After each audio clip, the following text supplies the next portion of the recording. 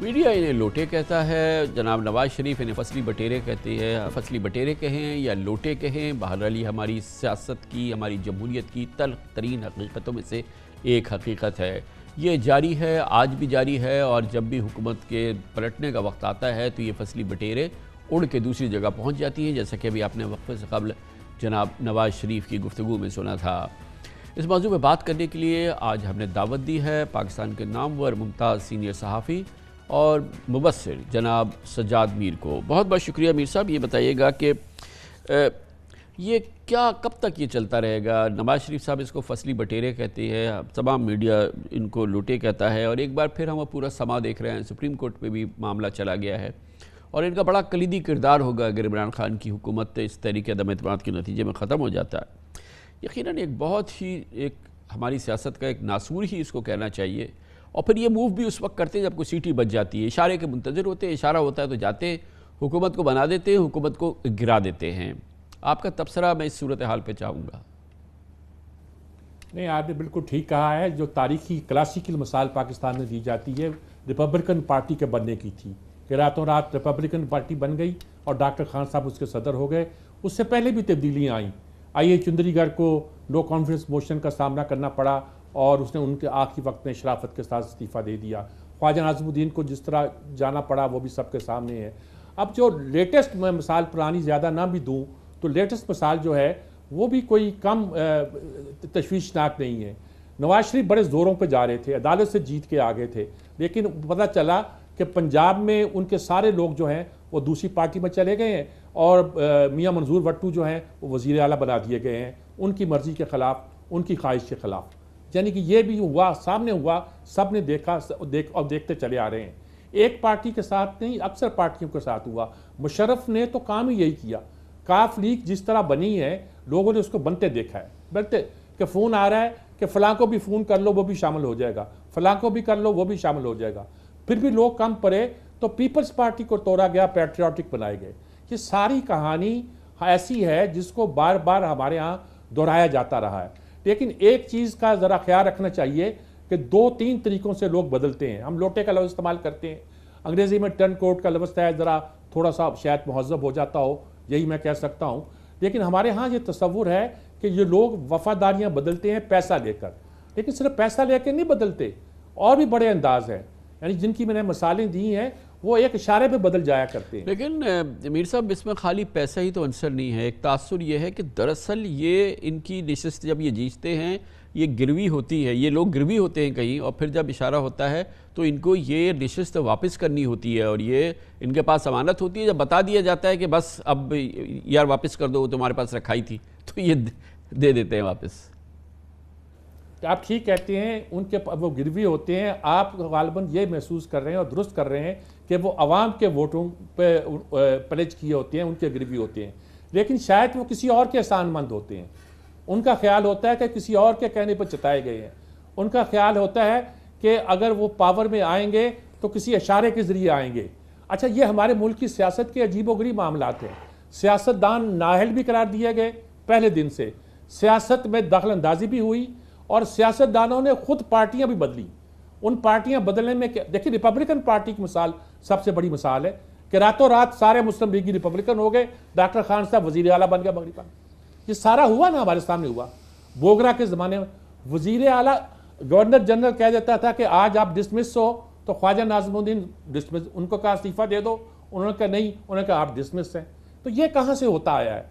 ये होता आया है हमारे यहाँ कि लोगों को बदला भी जाता रहा है। मैंने कहा ना, काफ लीग बनती देखी है लोगों ने, और बताया जाता था कि फ़लाँ को फ़ोन कर लो वो भी शामिल हो जाएगा, फिर पैट्रियाटिक बनी। अच्छा, ये सारी चीज़ें कैसे बनती हैं? यानी पीपल्स पार्टी के ऐसे ऐसे लोग उस पर हुए कि जब बेनज़ीर ने सुना कि फ़लाँ साहब भी पैट्रियाटिक में शामिल हो गए हैं तो उसने कहा, क्या बार बार नाम लिया, क्या वो भी हो गए हैं, क्या वो भी हो गए हैं? यानी ऐसे लोग जिनके बारे में ये ख्याल था कि बड़े डाई हार्ट हैं, पता नहीं कहाँ गिरवी रखे होते हैं वो, पता नहीं कहाँ गिरवी से। जी, गिरवी से मेरा मतलब यही था कि ये अवाम को अगर अपने वोट को, अवाम के वोट को अमानत समझें तो फिर तो क्या बात हो, फिर इससे तो वफादारी मिनटों में तब्दील नहीं करेंगे।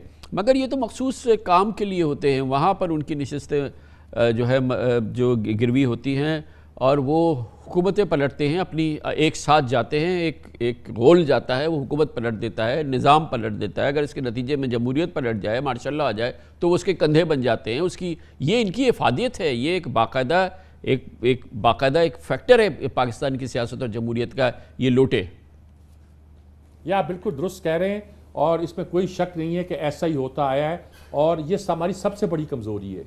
हम डेमोक्रेटिक निज़ाम को बहुत मजबूत देखना चाहते हैं, लेकिन सबसे बड़ी कमज़ोर असल अगर हम सच बोले ना, हमारे मुल्क में कोई भी अदारा प्रॉपरली काम नहीं कर सका। कोई भी अदारा, कोई भी, किसी में कह लीजिए, नाम लेने की ज़रूरत नहीं है, आप ये समझ लीजिए पार्लियामेंट भी नहीं, आप यूँ कह लीजिए सियासतदान भी नहीं, जिनके हाथ में इस मुल्क की तकदीर देना मकसूद होता है, वो भी नहीं कर पा रहे। कभी हम कहते हैं इनको फलां ने बहका दिया, कभी कहते हैं फलां ने इशारा कर दिया, कभी कहते हैं फलां के हाथों ब्लैकमेल हो गए, कभी कहते हैं पैसे के लालच में आ गए। हाँ, कभी कुछ कहते हैं, कभी मीर साहब ये अपने लिहाज से तशरीह कर लेते हैं। साइड बदलने के लिए कोई ऐसे तो नहीं होते कि भाई क्या खड़े होकर कह देंगे जी कि अब हमें सिग्नल आ गया, अब हमें राइट पे मुड़ जाना है। वो उसकी तशरीह करते हैं, फिर उसके अल्फाज इस्तेमाल करते हैं, उसको फिर अपने तौर पर इस्तेमाल करते हैं, फिर वक्त के लिहाज से उसकी अपनी ताबीर पे पेश करते हैं। ऐसे नहीं होते कि कह दे कि यार अभी तो दाएं का इशारा आ गया तो मैं दाएं पे मुड़ जाऊंगा, बाएं का इशारा आ गया बाएं को मुड़ गया। उसका तो पूरा ड्रामा तो होता है ना। ये बिल्कुल ठीक कह रहे हैं, ज़मीर नहीं जागता, मफादात जागते हैं।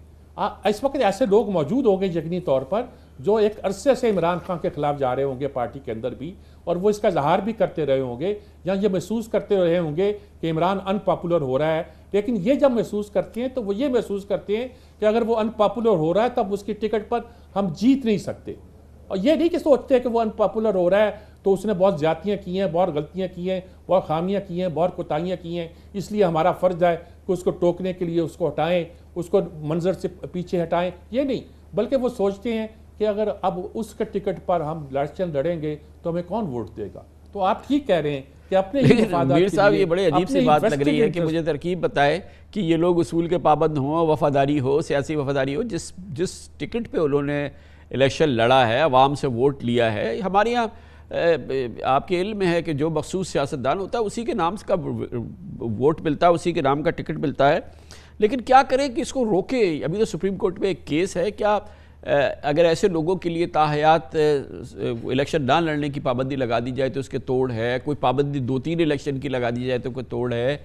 कैसे इसको रोके कि हम इन लोगों को उसूल पसंद बना दें, हम उनको उसूल पे कारफरमा बना दें किसी सूरत से।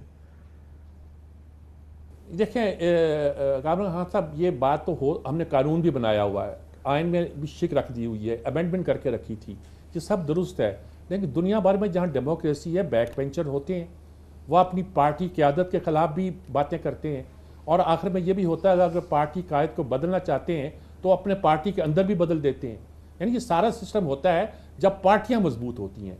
जब तक पार्टियाँ मजबूत नहीं होंगी उस वक्त तक हम अगर उन पर पाबंदियाँ लगा भी दें, जैसे हमने लगाई हुई हैं, और मज़ीद भी लगा दें, तो इसका कोई जो भी फ़ायदा होगा या नुकसान होगा ये बिल्कुल मसनूई होगा। इससे डेमोक्रेसी को कोई खास फ़ायदा नहीं पहुंचेगा। लेकिन मीर साहब क्या बात हो जाए कि अगर जमात मजबूत हो जाए, तो जमातें, जो सियासी जमातें हैं, वो तो डिक्टेटरशिप की नादिर मिसालें हैं। कौन सी जमात, मतलब नून लीग नवाज शरीफ है, जरदारी साहब हैं पाकिस्तान पीपल्स पार्टी, किस बात के कोई और जमात है, इमरान खान PTI का नाम है। ये तो किसी सूरत में यहाँ कौन सी जमहूरियत हुई है, किसने कभी सोचा तक नहीं है मासवाए जमात इस्लामी के। जब तक जमहूरी जमातें नहीं बनती नहीं डिक्टेटरशिप रहेगी। आप कहते हो ख़ानदानी सियासत, कभी आप जरदारी भुट्टो ख़ानदान की कहते हो, कभी शरीफ ख़ानदान की कहते हो। अब इमरान का ख़ानदान हो ना हो, सियासत इमरान खान की है। उसको डिक्टेटोरियल कह लीजिए, अथॉरिटेरियन कह लीजिए, या उसकी क्रिस्मस शख्सियत का कह लीजिए, या कुछ भी कह लीजिए, लेकिन ये होता है कि फिर आप गिरवी रख देते हो पूरी पार्टी को एक शख्स के हाथ में, किसी के हाथ, सभी के हाथ में।